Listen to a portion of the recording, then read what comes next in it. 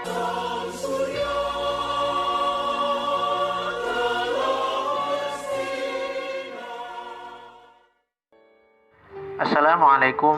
warahmatullahi wabarakatuh. Alhamdulillahi rabbil alamin.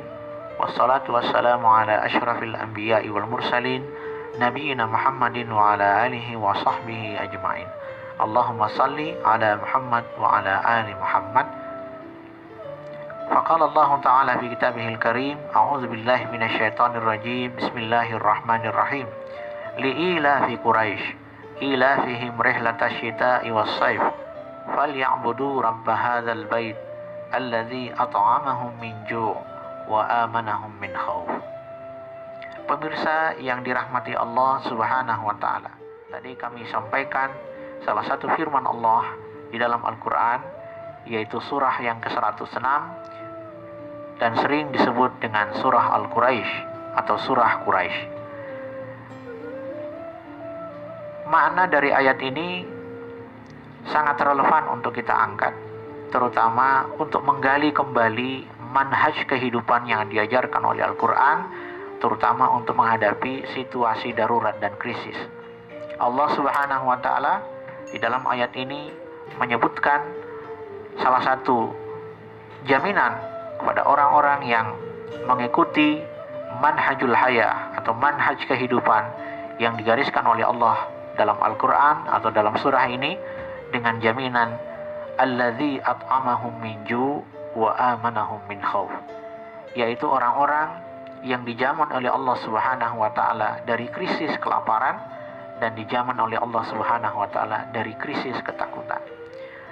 Al-Imam Ibnu Jarir At-Tabari rahimahullah di dalam tafsirnya menyebutkan bahwa alladzi at'amahum wa hiya ni'matus salamah, bahwa terbebasnya seorang dari rasa lapar atau dari krisis kelaparan atau krisis yang bersifat fisik merupakan salah satu nikmat dan wujud dari datangnya keselamatan dari Allah Subhanahu wa taala.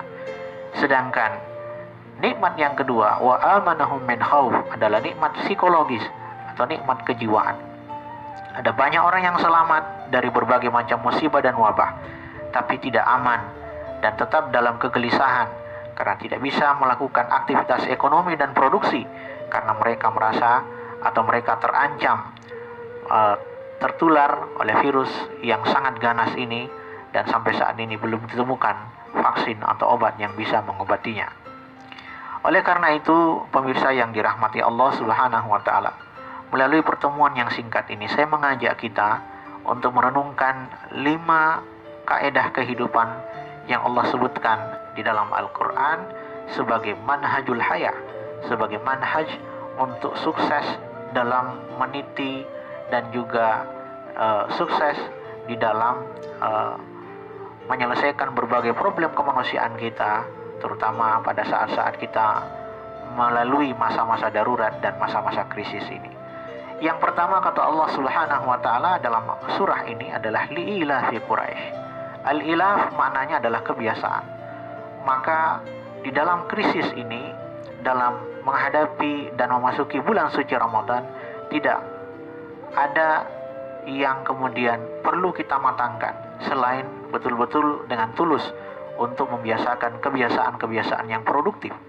Allah Subhanahu wa taala membuka surah ini dengan kata li'ilaf al-Quraisy. Ilaf artinya kebiasaan. Kebiasaan yang dimaksud adalah kebiasaan yang positif.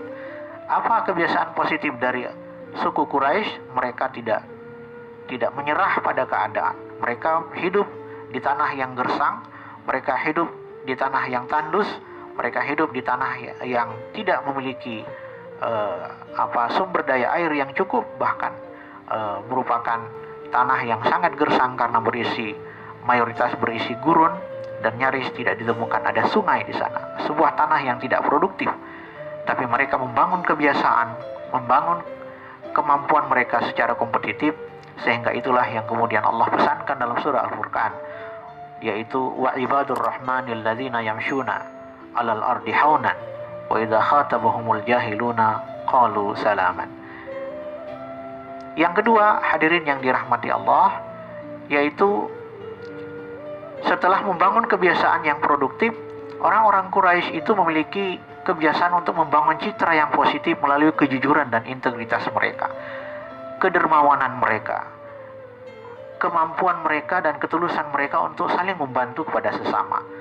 Mereka sadar bahwa mereka bukanlah orang yang ditakdirkan oleh Allah Subhanahu wa taala untuk tinggal di daerah dan di negeri yang memiliki sumber daya yang melimpah seperti kita di Nusantara.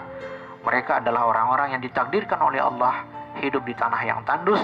Oleh karena itu mereka membangun citra yang positif, citra yang senantiasa membangun ketulusan untuk saling membantu kepada sesama. Karena itu orang-orang Quraisy dikenal sebagai salah seorang satu suku yang sangat memiliki hubungan nasab yang sangat erat dan memiliki kedermawanan yang luar biasa. Jauh sebelum Islam datang, kedermawanan ini sudah ada dan melekat pada citra positif suku Quraisy.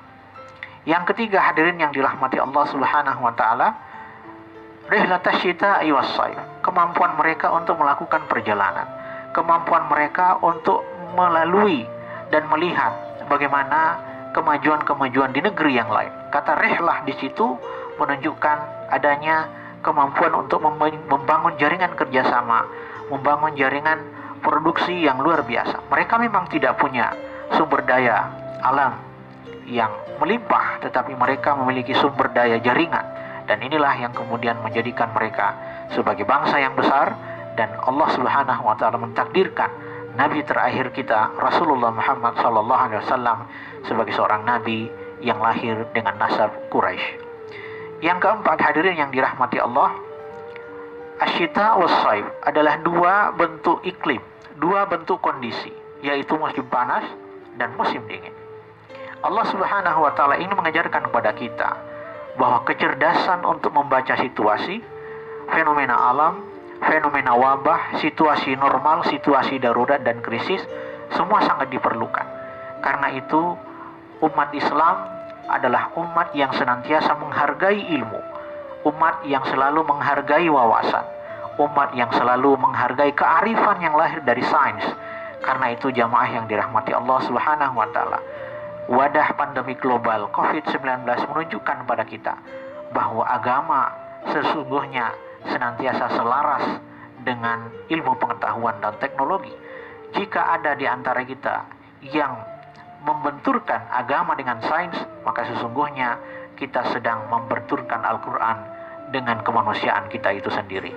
Yang terakhir, hadirin yang dirahmati Allah, kaidah kehidupan dan kesuksesan orang-orang Quraisy sehingga dijamin oleh Allah Subhanahu wa taala, allazi at'amahum min ju' wa amanahum min khauf. Mereka adalah orang-orang yang diberikan kebebasan, dijamin oleh Allah Subhanahu wa taala terbebas dari rasa lapar, dan juga dijamin oleh Allah Subhanahu wa taala dari jaminan rasa takut. Falyabudu rabb hadzal bait. Semua itu mereka lakukan karena mereka ingin berkhidmat kepada Ka'bah. Orang-orang Quraisy melakukan perjalanan dari Syam ke Hijaz, dari Mesir sampai ke Palestina. Semua dilakukan demi bakti dan khidmat mereka kepada Ka'bah, yang pada masa jahiliyah dipandang sebagai salah satu warisan terharga, warisan yang paling mulia dari nenek moyang mereka. Oleh karena itu jamaah yang dirahmati Allah, apapun usaha produksi dan industri yang kita miliki, sepanjang dikhidmatkan pada hal-hal yang bertentangan dengan Islam, bertentangan dengan ketuhanan kita, bertentangan dengan tauhid, maka yakinlah dia akan berujung pada malapetaka. Masih ingatkah kita ada krisis nuklir tahun 1960? Masih ingat jugakah kita ada berbagai macam penemuan ilmiah yang justru mengarahkan kehancuran umat manusia? Oleh karena itu, jamaah yang dirahmati Allah, semoga menjadi bahan berharga dan menjadi bahan renungan bagi kita di awal-awal kita memasuki bulan suci Ramadan. Kiranya demikian. Wabillahi taufiq wal hidayah. Wassalamualaikum warahmatullahi wabarakatuh.